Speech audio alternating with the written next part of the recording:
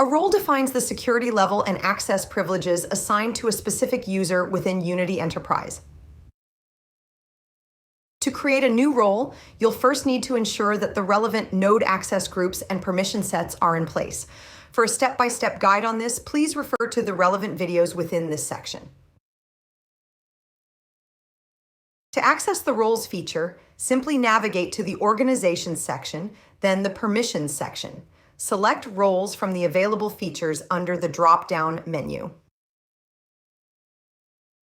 The displayed screen will show you all the current active roles set up within the organization. Need to create a new role for a user? To create a new role, simply select the plus icon at the top of the list.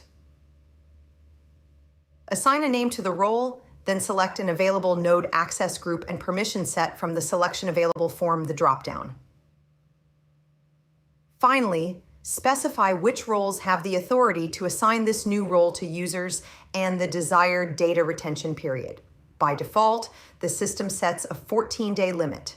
To remove this restriction, simply leave the field blank.